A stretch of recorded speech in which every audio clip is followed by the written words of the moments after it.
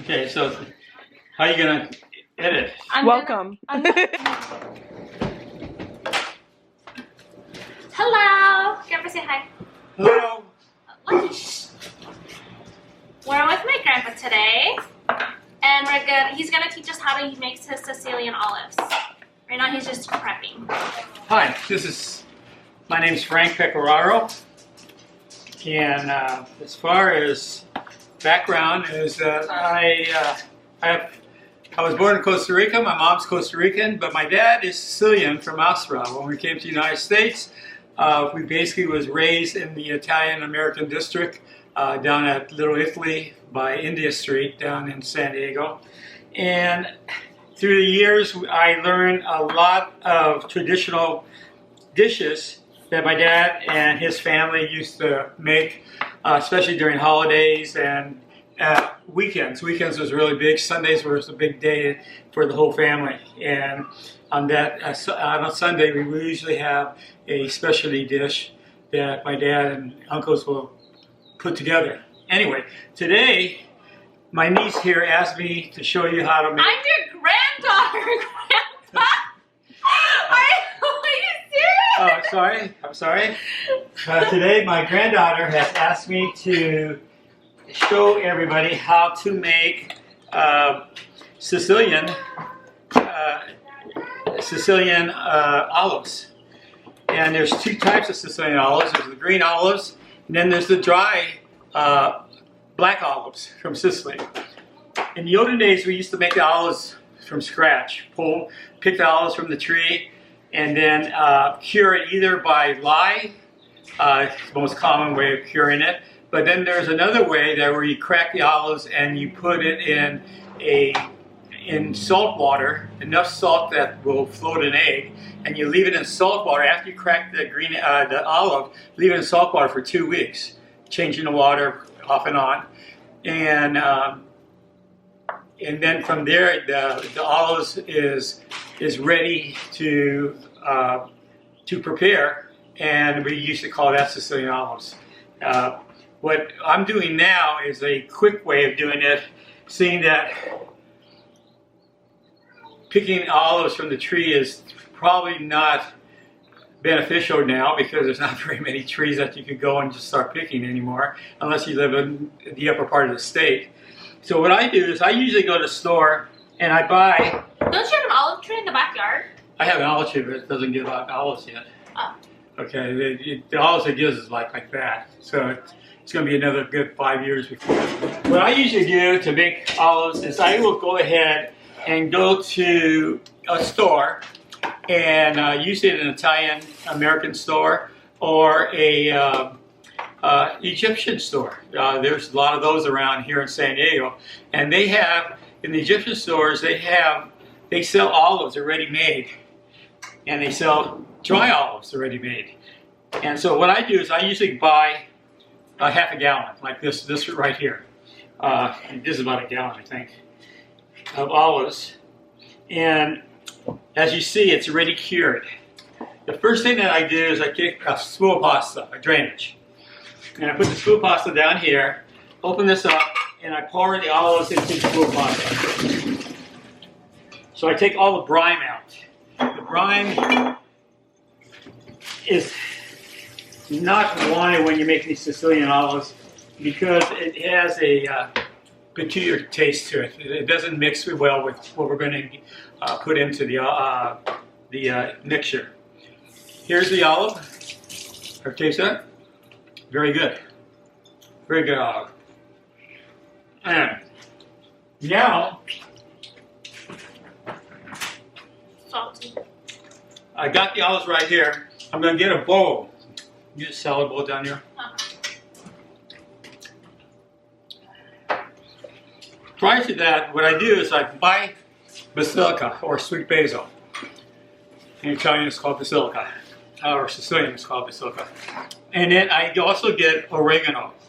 It could be Greek or it could be Italian oregano. I cut it up, about a handful. You can see right here, I already cut it up. And I also cut up Italian parsley. So now what I'm going to do is I'm going to take these olives, put it into a salad bowl.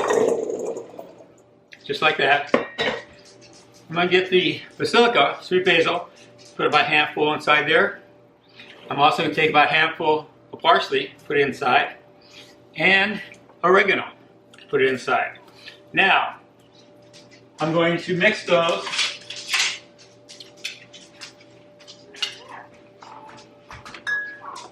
Olive oil. I'm going to pour olive oil into the salad bowl right here. It's just about so much like that. And balsamic vinegar. Pour balsamic vinegar in there. Just pour it in there. Just like that. Now, salt and pepper.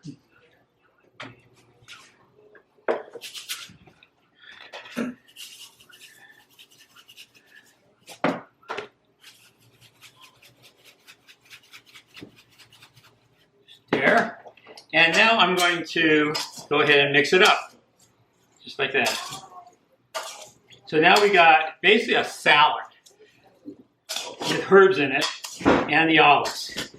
The longer it stays into this bowl here, the better. It will get sort of, the juice will sort of penetrate the olives and make it a little bit tastier as time goes on. There's no need to put this in a refrigerator. You can keep it out, and people in my family, I'll keep it in a bowl, and people come and they pick it from the bowl, eat it, come back, pick another one. But here's how it looks right now. Oh, very good. I did a good job. Anyway, that's your green Sicilian olive mix right there. You could put another ingredient, which I usually do.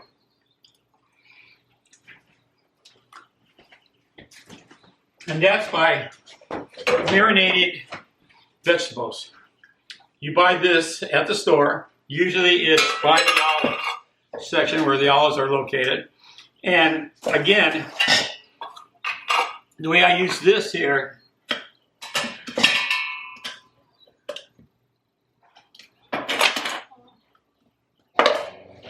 like that.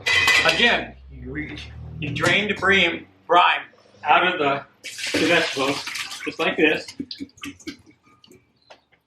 I usually rinse it out. Okay, so now it's in spool pasta. Now, I will go ahead and pour this mixture into the olives. You see that? And sometimes he adds radishes, right? No. I do put radishes on the side though. The problem with radishes, if you put it in with the vinegar, it gets really soggy and it loses its taste. So what I do, radishes goes good with the olives, but on a separate dish. And you could put it in a little saucer of balsamic vinegar, but just enough that you're going to eat that same day. So you're not going to keep it in that deal. Now here's how is the complete dish. The Sicilian olive dish with the marinated carrots, cauliflower, and pepperoni. All in this dish here. And I call this the Aspra olive mix. Nice. Aspra because that's where my dad's from. Now, that's one step. We need another bowl. Oh, my goodness. The next thing we're going to make is dry Sicilian olives. Now, dry olives, you've got to acquire a taste for it. Oh, smaller bowl, Grandpa? Yes, smaller bowl. You've got to acquire a taste for it, but again, you can buy dry olives already made at the Italian store or the Egyptian store. Or you can make it yourself. The way you make the black olives is that you wait till the olives in the tree turns dark or dark black. And I usually don't pick them until they start shriveling a little bit on the tree. You pick the olives and then you put it in a sauce on a flat pan. And you mix it with, you pour olive oil over the olive. Okay, so in other words, you take straight from the tree, wash it, put it in the pan. Then you put a little bit of salt, and then you take that pan and take it outside, and you leave it someplace where animals and rodents can't get to it, but you can leave it outside for at least 2 weeks and let it dry. Or you could buy it already dried at the store, and that's what this is. Now, what I usually do on this is that if you buy it already dry, it usually comes just like this packed. I pour it into a nice little saucepan, just like that. Now, I taste it. Oh, very good, very good. Now, what I'm going to do is I'm going to put olive oil in it. You see this? It's very important to put olive oil. The olive oil just enhances the taste to it, I think. Then what I'm going to do is I'm going to get coarse salt. Now, by that I mean salt such as this one right here, which is this Himalaya pink salt. You can use that, you can use kosher salt, you can use any of the items above. But this here, and I would just pour it in there.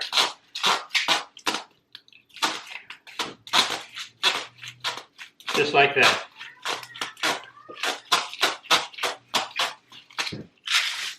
If you want to mix the salt a little bit, you go ahead and get a little bit of white salt in there, just like that. Sea salt?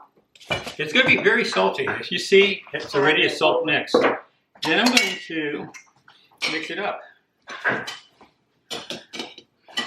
You see there that it probably needs a little bit of olive. It needs a little bit more of the olive oil to make it good.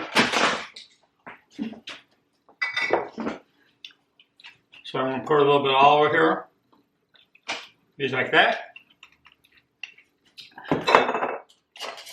And voila, you have Sicilian dry olives. Here's how it looks. And that's how you make Sicilian olives. You don't put this in the refrigerator just like the olives that I made here. You don't put that in the refrigerator. You can put it back into the containers that you got them from. You know, like put all this into this container and keep it for future uses. You know, take out a little bit at a time until it's all used up. And same thing with the dry olives. So you could keep it, repack it into the old container that you got, and it should be good forever. And that's it. My name again is Mr. Franklin Pecoraro, and I hope that you come again to see my other videos. Thank you. And my granddaughter. Okay. Wait, I had some questions. You just went full speed. I had like a whole intro, a midtro, and an outro, but you kind of just okay. Anyways, it was you already did that. You introduced yourself. Where are you from? You said. Where am I from? Mm-hmm. I was born in Punta Arenas, Costa Rica. Came here when I was about 3 years old, and I lived all my life in the San Diego district. San Diego County District. Where is the nickname Paco and Tata from? They call me Paco. That's a nickname for Frank in Mexico. My wife started calling me that when we first met in 1971, and it just stuck. And now all my friends, most of my friends call me Frank. Calls me Paco. My relatives and closer friends call me Frank. What is your drink of choice? Oh, that's an easy one. Horchata. I love horchata. I meant like liquor. Liquor. Liquor. I really like old fashioned and wine. I like Chianti Reserve or Classico. Chianti Classico. That's my favorite wine right there. What is your favorite fruit? Huh? Your favorite fruit? My favorite fruit must be watermelon and mango. Okay. What do you like to do in your free time? I like to smoke cigars, except they took me off cigars now, but I usually like to sit out there, smoke a cigar, and read a book. Why did they take you off cigars? Because I had a heart attack 3 years ago. So now I'm off of cigars. 3 years ago? 3 weeks ago. Oh, okay. How did you learn how to surf? I surfed when I was 11th grade. Started in high school with my friends, and I surfed for a good 10 years. And taught my son how to surf. And then I got off it. I wish I never did. That was the funnest part of my life, is surfing. Right. Would you rather have the ability to fly or to be invisible, and why? Do I have invisible to fly? Would you rather have the superpower to fly or be invisible, and why? Which Well, one? one of my favorite species is the hawk and eagle, so I probably would want it to fly. Okay. If you were stuck on an island, what 3 things would you bring with you? If I was stuck on an island, what 3 things I would want to have with me? Mm-hmm. I would want my wife. I would want my grandkids. And I would want a surfboard. How many grandkids do you have? I have a total of, I have 3 kids, and each one has 3 grandkids. And then I have an adopted son, and he has 2 grandkids. So that makes a total of 9, 10, 11 grandkids. And then 2 of my grandkids have kids, and so I have 3 great grandkids. What was your favorite painting that you painted? My favorite painting is the painting of Costa Rica on the beach with people playing soccer and ladies carrying their babies and kids playing with their dad's soccer. And this is the painting. What is your favorite Costa Rican dish? My favorite Costa Rican dish is gallo pinto, Me too. which is leftover rice and leftover black beans, and we fry that together with Green onion? Costa Rican sauce in the morning, and that's our breakfast. What? The other one is chuchecas. That's another great Costa Rican dish that I like. And that's bloody clams. Basically, it looks like blood, but it's just red. They're red inside. Okay. What is your favorite Sicilian dish? My favorite Sicilian dish would be Besides pasta. besides pasta. I love pasta. My favorite Sicilian dish besides pasta would be probably the sardina de pasta. And then, last questions. Who is your favorite grandchild? My favorite grandchild. I have many. Who's my favorite grandchild right now? Is my great grandchild right here. My daughter. Nana. An extension of me. Okay. Well, thanks for showing us how to make your Sicilian olives, Tata. You're welcome. Thank you. Yes. Okay, what are you doing, Tata? Putting the olives that I made back into the jar where they came from, but already mixed. Now I'm going to pour a little bit of the sauce in here. Just like that. So we could use this for the championship game when the Aztecs win tonight.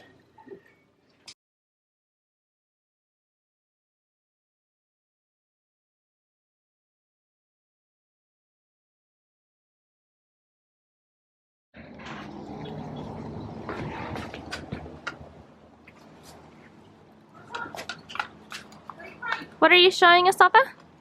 This is my herb garden. This is my basilica right here.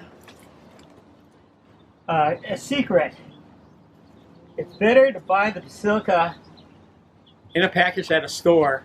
It's about half the price if you bought it at a hardware store like Home Depot. And it's just as big. So in other words, something like this at Home Depot will cost you about $6, where it only costs $2.50 at Smart & Spinal or Stater Brothers. I got the oregano, both Greek and Italian. I got cilantro, parsley, and so I got my whole garden here for herbs that will last at least through the summer until it gets cold. Nice. And And one last question, Tata. What is your favorite color? My favorite color is blue. Blue? I thought it was yellow. Yeah, blue, yellow. I also like Orange. orange, red. Any Latin type of color. Okay, cool. Well, thanks for filming with us. Sure.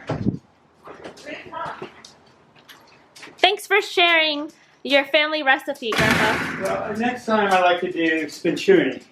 What? Italian style pizza. I like to show you how to make that. Okay. And show you how to make sugu, Okay. which is the Italian spaghetti gravy, but from Sicily. The Sicilian Italian gravy. Okie dokie. Well, let us know if you guys want to watch him teach us how to make those. And thanks for watching. Bye. Yay!